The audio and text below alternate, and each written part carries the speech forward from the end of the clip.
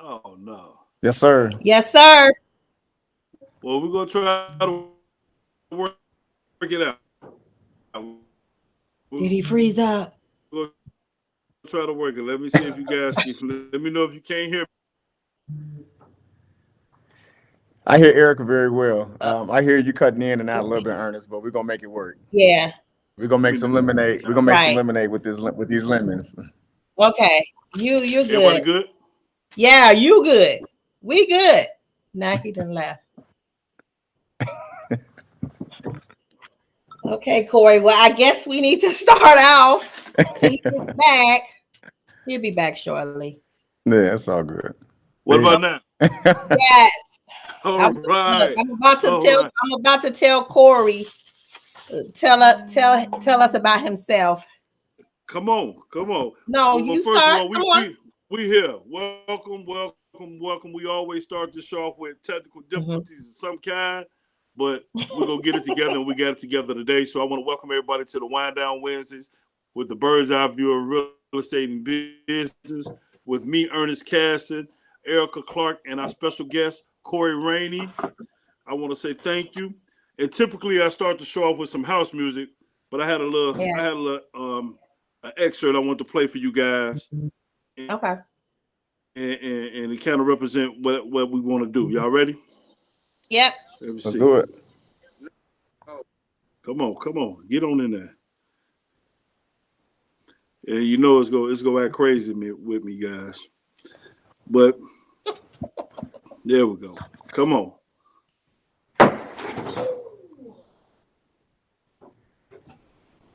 It's acting crazy, so we're gonna skip that part. All right. So the purpose of this show is to not only inform people, but we're here to bring information to our audience when it comes to real estate, business, and building generational wealth.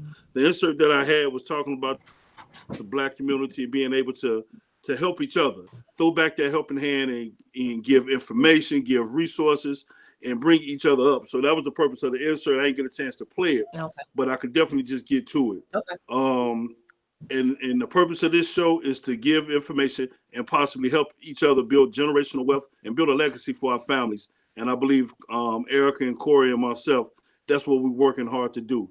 So without further ado, I want to introduce Cory Rainey. Cory, give us a little bit about yourself. Introduce yourself.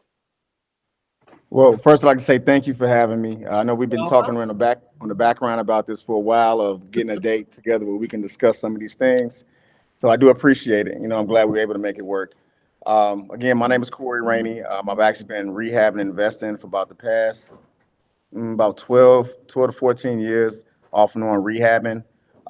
Recently, I committed full time to it. I was working a 9 to 5. The 9 to 5 wasn't getting me anywhere, so I had to make a plan to get off that hamster wheel.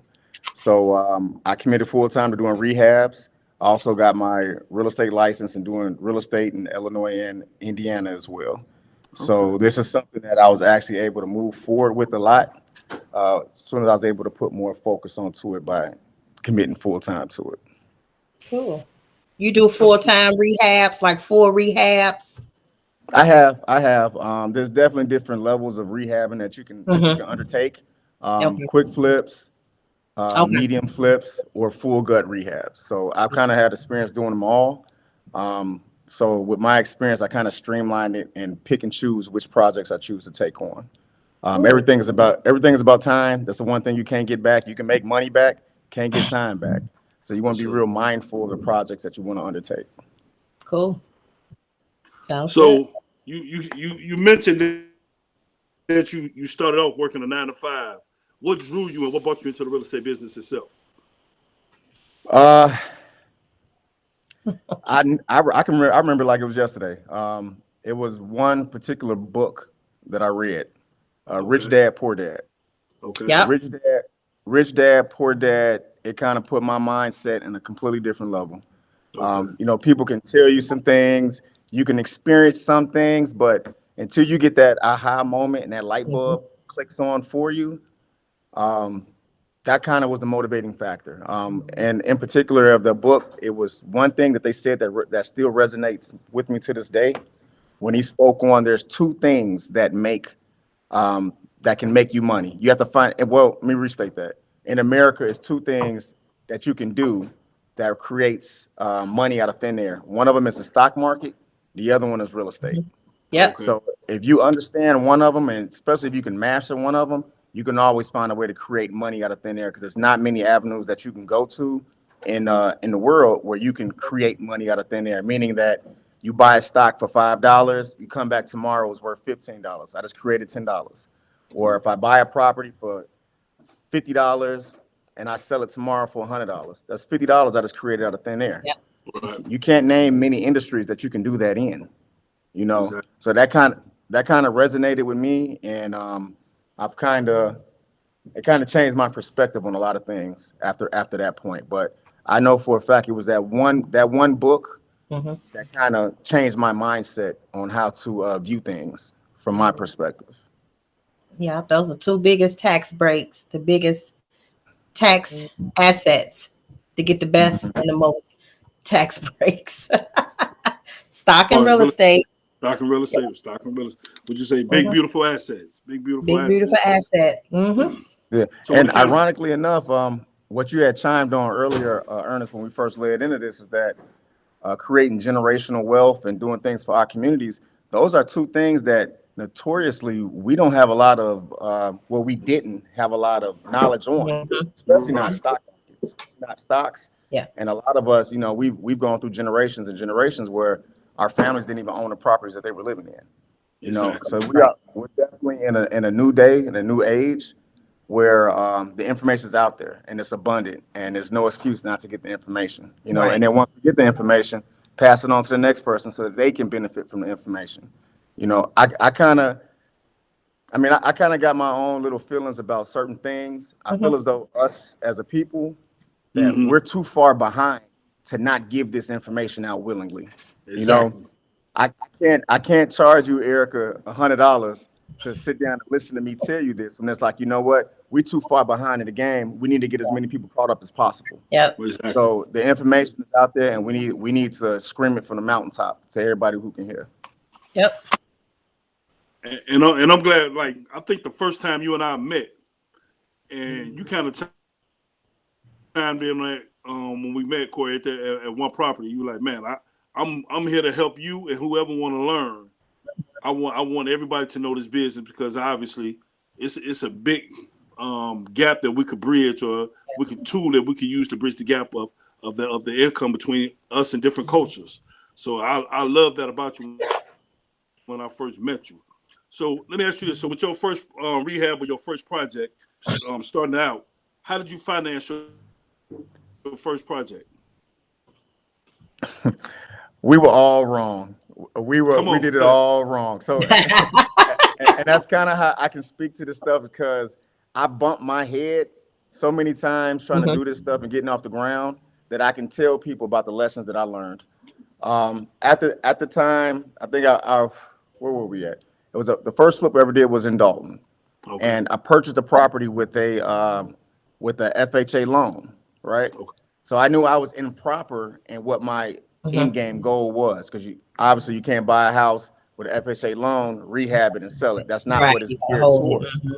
But it happened that way, and because of course this was the first project I did, so it was sloppy. It wasn't on time. The quality and craftsmanship was good. So let me restate that. Okay. But I say sloppy, meaning that it took way too long to get it done. I had to hire and fire so many different contractors. You just went through a whole list of just monkey stuff before you finally got to the finished product that you wanted.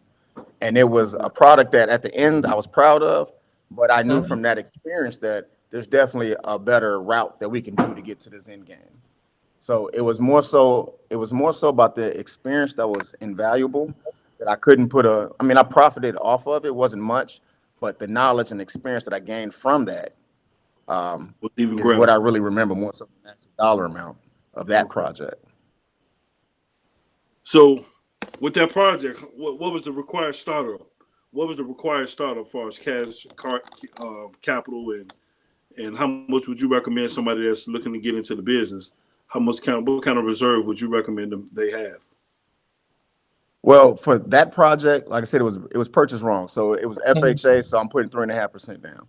Okay. Right. So 3.5% to get the property, and then I'm financing it out of my own pocket, right? Okay. So we're talking. I was still working a 9 to 5, Mm-hmm. so I get paid on Friday every 2 weeks. I'm taking money from my paycheck Right. to buy materials, and then Okay. I'm over there painting and asking, "Hey, Dad, can you help me? Hey, Uncle, can you help me?" You Mm-hmm. know, whoever can put a friend, whoever can spare some time Right. to help Right. get the project off the ground, you know. Okay. So it was definitely some missteps. You know, you bump your head, you learn from it, but it's something that I wouldn't trade for the world. You know, I'll Right. take doing a house like that and gaining that experience, making $0, Mm-hmm. and then rolling that experience into the next project, and then streamlining that and then making your money downhill. You know, so it was definitely worth it. Definitely worth the experience. Definitely worth the bruises that you get Okay. from learning the game and actually learning it firsthand versus having to hear it from word of mouth. You know. Right. So how long is the process and how long do you hold your property? Are you holding it less than a year? Are you trying to flip it within a couple of months? How long are you holding your average property or So it depends what the end game is. So each okay. property is different. Like currently, like right now, I got a project that I'm working on in Indiana that's gonna be about. Let me see. I got it in the beginning of December. It's gonna be about a 90-day hold, a three Okay. month hold. And That's there's a pretty couple good. factors to that. It's a Hmm. full gut rehab. You know, Okay. you're doing electrical, plumbing, and everything. Hmm. Also, um, the neighborhood may be may have a lot of FHA buyers in the Okay. neighborhood. Okay. So if I have FHA buyers, then I know I have to be mindful of the FHA Hmm. seasoning requirements. So knowing Right. I can't accept the contract until the 91st day. So there's Hmm. no need for me to get this house on the market in 30 days, knowing that this neighborhood that I am is a lot of FHA buyers, not many conventional buyers and stuff like that. So that all of this stuff plays a role into what the goal or strategy is for a property. Um, so that's one project I'm working on that's kind of longer. I got another project I'm working on where I plan to be out in 10 to 14 days. Oh, So okay. each one is different, and Hmm. those projects are more so the ones that I look for, where you know, you kind of been taught to work smarter and not harder. Hmm. Not Working hard. harder is doing a full gut rehab and having to coordinate everything. Working smarter is finding a property that's priced right in the right neighborhood that has a great ARV, and I Hmm. got it low, and I can get it off in 2 weeks and have it on the market. So ideally that's the goal for what I shoot for, because I want to get it back on the market as quick as possible. I don't want to hold on to much, especially Right. not in Illinois.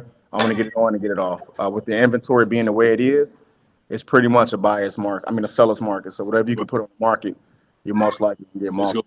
Let's go there. multiple offers on it anyway. So let's back up to two things. One, why would you have to wait 90 days dealing with an FHA buyer? And two, some people gonna want to know what's ARV. Okay. So FHA requires whoever the owner is, they have to be on title for 90 days. So Okay. that means they cannot accept a contract that's under 90 days. It has to be at least the 91st day before they can accept the contract from on that property if the owner isn't on title for at least 90 days. And ARV is the after rehab value. So if I buy a house for 100,000 and the Hmm. rehab value of the area is 200,000, that's the goal. So we want to work within that $100,000 range. What area are best in is best in Chicago? Like, is Inglewood still a good area to look at? I know some people would go into Roseland, or is the market is very low in those areas? Like, can I've you actually, I'm sorry, go ahead. no? Can you actually make money? Well, I know Inglewood is kind of popping right now, but now I hear about like people are going into Roseland. I grew up in Roseland, around the Roseland West Pullman area, so I know that area, and I see that they probably do have a lot of A lot of rehabbing. potential there. So, Hmm. yeah. So what area should a person be looking for? And if Roseland and Inglewood are still good areas to purchase the investments. Well, the number one area you want to look for is the area that has high comps. The last thing Okay. you want to do is buy a house. You got a great deal. Let's say you buy a house for 25,000. That's a great Mhm. deal for a cash buyer. But guess what? What are your comps? Are Okay. your comps $80,000? It's not worth your time. You know, Okay. you want to buy in whatever area has high comps, wherever your comparables are high. So if you're buying something in Inglewood, like I had a investor who purchased a property in Inglewood. He Mm-hmm. purchased a two flat who and the first floor duplex down to the basement. He got a great deal for it. Great deal. Mm-hmm. Um, we brokered it and he got in over his head. He couldn't handle the rehab. So he Wow. called me and was like, hey, I need to get out from underneath this. He paid cash. He said, well, what can I get for it? The house is pretty much in the same condition that I sold it to him in. Mm-hmm. And he tried doing everything himself with these Mm. rinky-dink contractors. And he made a small profit on it, Mm-hmm. Right. but the new buyer who came in and bought it from him Mm.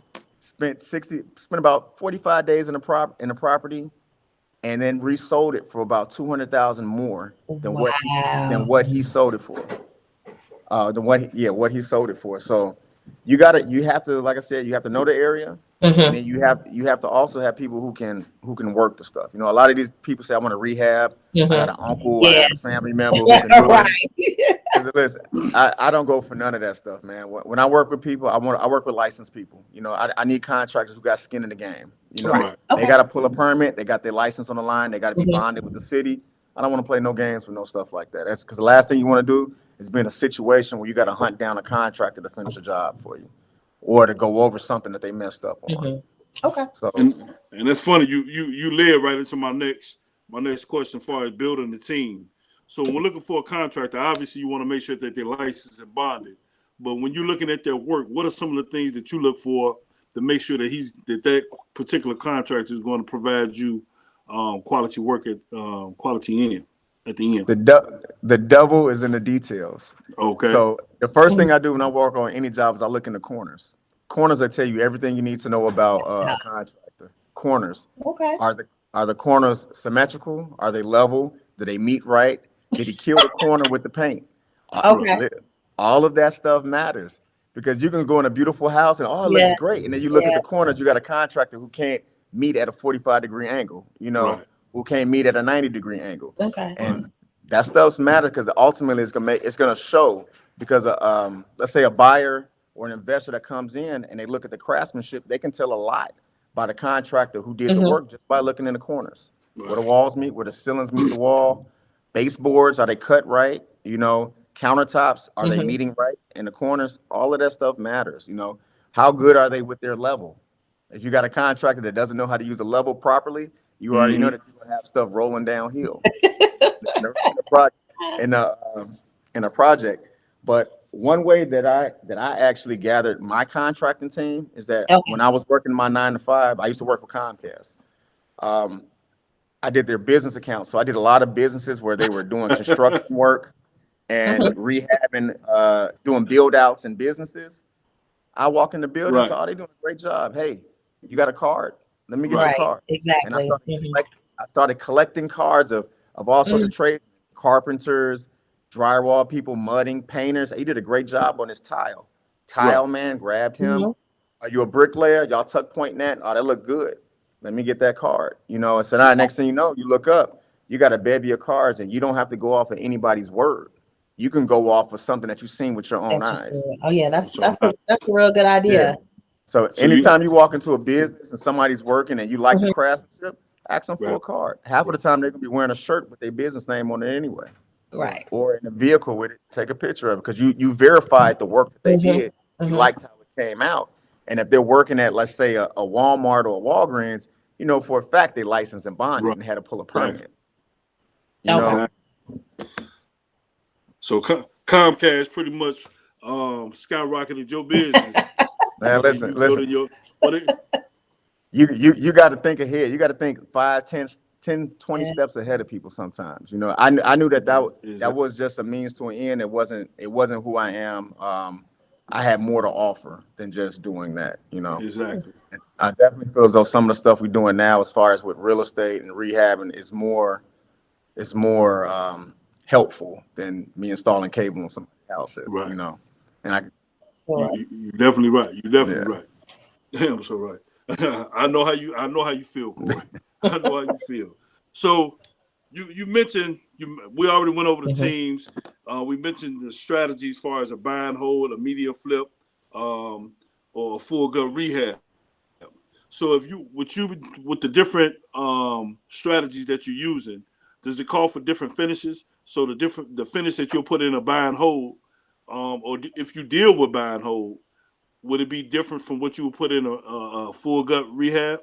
So personally, I'm not a fan of buying and holding in Illinois, and And why? just being honest with you, because the um, the laws in Mhm. Illinois are not very conducive to the land to the owner. You Okay. know, they're very conducive, they're very beneficial to the tenant, not really much so to the owner.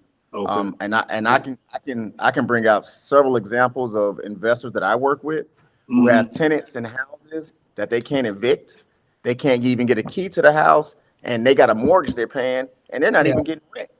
You Right. know, Right. so, and then Illinois will not evict. They did it all of 2021, and they hid Mhm. behind COVID. And you Mhm. waiting on Illinois to come serve an eviction. I hope that you got money saved up in the bank, because you're gonna be Oh paying a wow. mortgage payment before they evict for a while. And Okay. I've seen that firsthand. I actually just did an eviction in January for one of my investors. We went in the house, and these guys in here just living like fat rats. You know, Yeah, I seen they it. got all the money to buy all of the Gucci and stuff in the world, but they can't pay this man his rent. You know, Right. and here he is. I want to say it was close to 8 months. 8 months. They were That's Okay. squatting and couldn't get eviction out. So me personally, I'm not a fan of catching and holding. It would have to be the deal of the century for me Right. to catch Mhm. and hold and rent out a property in Illinois. Just Hmm. because of that. Now, in other states like in Indiana, I'm not opposed to catching and holding out there. Indiana actually kind of runs a tight ship. They operate in the black as a government. Um, and during COVID, they did Mhm. evictions if you didn't pay your rent. If you didn't pay Right. your rent Mhm. and you didn't do the steps that the government was offering, like, hey, apply for rental assistance, do these things so that we can assist you with your rent. If you Right. decide I'm not going to pay, I'm not going to Yeah. reach out for help, Lake County Sheriff in particular, Indiana, they're going to serve you with that eviction, and they're going to get them out, because they know ultimately they work for the homeowner. The Right. homeowner is who's paying taxes. He pays taxes to the state. He pays taxes to the Mhm. county. That's Right. who they. They That's don't do who that. they're serving. You know, and that's kind of how it should be. Mhm.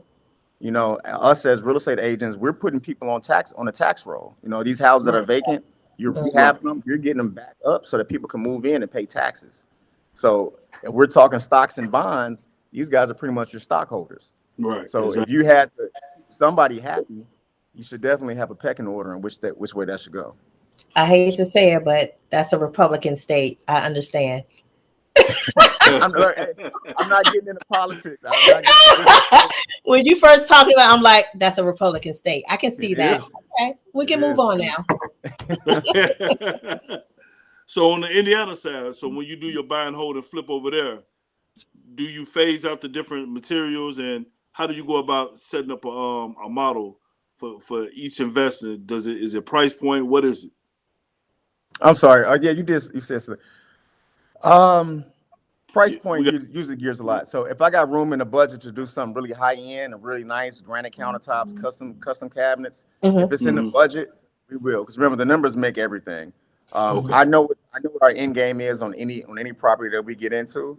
If we purchased it for X amount, we know that the ARV of this community is. We already know what that is. So as Right. long as we got a guideline to work within, that's pretty much going to tell us how we go about the finishes on the project. You Okay. know, some of this stuff, material wise, all the big box stores, they're cool, but I'm gonna hit you to a little bit of a game that's kind of a game changer. So, Amazon, Amazon is selling Order. hardware, fixtures, and stuff like that. They're pretty much undercutting the hmm. price on the big Wow, box that's a good one. stores. So That's a good people one. might want to look into that. They actually have some very good stuff that's Hmm. cost efficient, where it may look like you're spending an arm and leg on it, but you're really not. And that's mainly because you're undercutting the big box stores from their markup on these Hmm. materials. So there's different ways to get to skin a cat, but you got to know what the end game is going to be Right. in addition to where you started at. and then you work within those numbers. Everything is about the numbers. There's nothing new about it. We can't Yeah. call it anything else. Everything is about the numbers. If the numbers don't add up, then it don't make sense.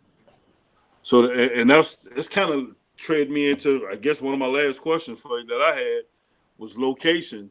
You pretty much saying location, Mm-hmm. and really the numbers really matter, not location. It just matter if the numbers fit for us for that first investment. Yeah, it's all about the numbers. All about the numbers. For a first investment, I would advocate for a first time investor. You don't want to get in over your skis. You don't want a full gut rehab. That's something you do not want. You Okay. want you want something that's simple. If you got to go in and do some flooring, painting, Mm-hmm. you got to change a cabinet or a bathroom, that's good. But you don't want to get in a situation where you're replacing electrical in every bedroom, plumbing and everywhere through the house, installing a drainage system. Mm-hmm. You know, I've seen people try to cut corners on these rehabs and they'll finish a basement but don't install a drainage system. You cruising for trouble because that Right. first rain that's coming, all that money you spent in that basement, you're gonna be redoing it again and again and again until you do it the proper way, which is putting a drainage system in place. Things of that nature. So my advice is always just do a simple one. Get an easy rehab underneath your belt, Okay. knock everything out, and then see how the process goes because there's always something that's gonna come up that you didn't account for. Always. It never fails. I Right. had a house one time in Lansing. I gutted the whole basement. And I was like, we were just gonna leave the basement unfinished after we gutted. I found out when I gutted the whole basement, the entire wall behind the basement was pink. Oh Could not wow. make this stuff up. They painted the entire brick wall pink in the entire basement. Oh I had wow. no idea until we gutted. You know, Yeah. So, so you so had to frame it out. Did you frame it out, or you just repair? How did you? How did you? What was your end game on that one? the end after we saw that, all I could do was paint it. That was Right. it. That was all. You know, something that was unaccounted for. We Right. had to paint it. We had to fix some cracks because we didn't see Right. that behind when it was drywall. Mm-hmm. They had Right. like 3 cracks. And then when you bought it, I bought the house, I want to say in the winter, and then after winter comes the spring, which is the rainy Yeah. season. Right. Mm-hmm. Right. Mm-hmm. And if you ever gonna see a house leak, it's gonna leak between April through June, April and and June. that point. Yeah. So buying something in the winter and the fall, that might not show the true condition of a foundation of a property. Okay. And then so when you structured your business and formed your company, did you start? How did you form it? Did you just go out there self by yourself, or did you set up an LLC? How did you structure the business? So I And used to what steps use. would you do? You recommend?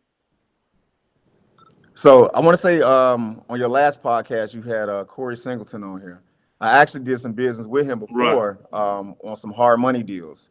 On a previous, I think he was working Okay. with a different lender at that time, but I was tuned into RCN Capital, and I was you had a format, you had to have a business. They won't finance your project as Cory Rainey.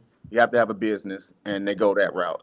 So Okay. RCN Capital was one of the hard money lenders that I used. Okay. I used their money on the project. So it's different. Like I said, there's different ways that you can go about it. You can spend your own money. You can finance it. You can do lines of credit. You can do hard money loans. There's several different ways that you can do it. But just know if you do hard money, it has to be through a business. You can't do it as your individual self. So So I know, yeah, I know a lot of my clients, they're asking, they're trying to add, one of the questions they were asking, if they start doing investments, should they do it under the LLC name? So you answered it. So I guess that's a very good idea. Instead of going into using their own name, form a LLC, and then start with planning to get investment property. yeah, they got to figure out Easy, first of all. is it easy? Because sometimes I get a little. I'll be like, is it easier, or it's about the same if you went in with just your name by yourself? Or is it easy to get business credit, or what do they look for if you have an LLC? Well, like I said, the first thing they need to figure out is how are they going to acquire the property and how are they Uh-huh. going to do the rehab. If they have their own cash, they can do whatever they want to do. But Okay. if you're using somebody else's money, you have to follow their rules, and their Okay. rules are pretty much going to Right. be established. If you want to rehab and you want to use hard money, you have to do it through a business. So Okay. that's Okay. just the rules. You have to follow them on it. So they'd have to figure out. I mean, if you got cash assets to buy and Mhm. flip with your own, then you can do whatever you want to do. You're gonna probably want to do what's in the best interest of your taxes, Mhm. Right. because at the end, you'll have some capital Yeah. gains underneath your own Right. individual name. Versus if you do it in a business, you can possibly have some write-offs along the way. I'm not a Yeah. tax professional. I I will don't know. not You, play. you gotta pay. You gotta pay that Yeah, business corporate tax that hey, people tend to forget. that's why you pay the professionals to do professional things. Exactly. Yes, Exactly. So it's yes, always a pro and a con. Okay. yeah. Yeah. Well, Corey, I know. What kind of project? I didn't get a chance to go through your projects or what other listings you may have. Did you have anything available? Well, I just finished up a 3-unit building in the south suburbs. Mm-hmm. Like I said, I was telling you earlier about putting something on the market and letting the market Uh huh. speak for itself. Mm-hmm. We put it on the market within 3 days. We had like 10 contracts on it, 10 Mm-hmm. offers rather on Okay. it. That was a So 3-unit building in everything the you south come across. suburbs. I'm sorry. So I say everything you throw on the market is under contract within 10 days. That's the goal. Like I said, the numbers make sense. You price it right. It's in a Okay. nice neighborhood. It's like let's say if you're an entertainer and you got a product that people want, Right. you know, Yeah.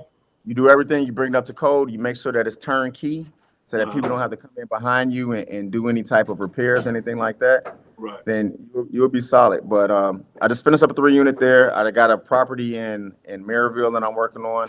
I got Okay. one in Dalton that I'm managing for an investor that's out of state, that's out of town as well. Mm-hmm. And we're looking to pick up another property or two in the near future. Illinois actually opened back up their scavenger sale, which Yeah. should be coming up, I believe, next month. Okay. So that's something of interest that we should be looking forward to. And I got a feeling, well, I don't have a feeling, I'm pretty sure that there's going to be a slew of foreclosures coming on the Foreclosures. market in Yeah. 20. Yeah. Oh Coming yeah, market soon. definitely. And I didn't think about you being licensed in Indiana. I literally just got a phone call with somebody looking to buy something in Indiana. And now that I didn't think about you being licensed in Indiana. So now I know I'm going to definitely shoot Yeah. some your way. Yeah, I and so, mean, hey, literally, and soon you're as I, and you're an agent also, so we can get a referral fee on that. oh yeah, oh yeah. That's what I'm thinking about. I should have sent it to you. Had I known you was licensed in Indiana, now I know you work in Indiana, but I thought that was for your personal business. I didn't think about, the dots just didn't connect for me to think Okay. about you being licensed in Indiana.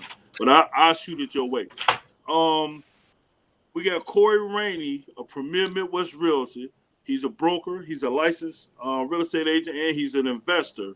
What's the best way for people to Yeah. contact you? My phone number, 708-677-2453. Do you got to look at? My email is on the ticker as It look well. like you looking at that. Are you looking at the bottom of that line? I was reading it off of there. It look like you look. Are you reading your own number in That's the all right. email? Hey, it's all right. It's okay. So yeah, Hey, that that's how you my know you're phone dealing number, with a businessman. yeah, the phone number, Go email, ahead. my website, realtorcoryrainey.com. My link tree also, Realtor Cory, Instagram, Okay. Realtor Cory Rainey. Okay. Not hard to find. You can also go to the Premier Midwest Realty website, and you can see me as one of the agents on there as well. But also, I am also a licensed general contractor. You left that part out. What? Yeah. So You that man, all that's wear a Renaissance bunch of man. hats. He wear a bunch Hey, look.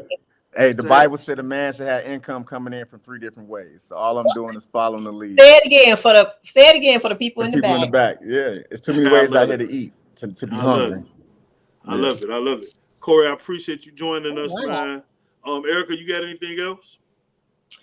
No, just he answered all my questions. It was the Okay. business credit, the business credit that I was looking forward to discussing. He answered everything, so I'm good on my end. Okay. Corey, I appreciate you coming in. And one thing you leaving us with, you said the Bible says a man that what? Leave us out on that. It said, hey, Take us the out on that. man's supposed to have 3 different ways of income coming in. 3 different All right. ways. So I had one. Now I'm trying to get it to different avenues. And also, people to pay attention to. Sometimes people say good stuff that resonate in your ear. Rick Ross, and I'm gonna quote Rick Ross on this. I love Rick Ross. Rick Ross used to always say Come something. on. He used to always say, "Make your money dance." And I was like, that sounds pretty cool, but what does he mean? He's talking about investing your money. Make Yeah. your money dance. So right now, while you sitting back chilling, Okay. your money should be somewhere dancing, getting this boogie on, right? Right. Flipping Making it, money flipping while and you dipping sleep. somewhere. Get it. Making Yeah. money while you sleep. That's Making money the while you sleep. while you Yep. sleep. Mm-hmm. Hey, and that's now when I go to share this, that's what I'm gonna leave it. Make your money dance. With Cory Your Rainey. money dance. Cory Rainey. With Premier Midwest Realty. Cory, I appreciate you coming in. I'm Ernest Thank Cass. you. I'm a No licensed problem. broker Thank you out for of Premier having me. Midwest Realty. Erica Clark, a licensed tax specialist Quad Pro Tax with and Quad Financial Pro Tax. Services. And our special guest, Cory Rainey, licensed real estate agent, licensed general contractor. What else? Broker. Should I say licensed real estate investor as well? Broker, Yeah. investor. I'm an investor as He's well. he's I'm also a notary. If anybody need anything notarized, just Hey, Andy and Nori, that's fine. Hey, thank everybody for chiming in. Hey, replay this, share it. I appreciate you guys. Thank you. Thank you. I appreciate you guys. Nice meeting you, Erica. Nice meeting you.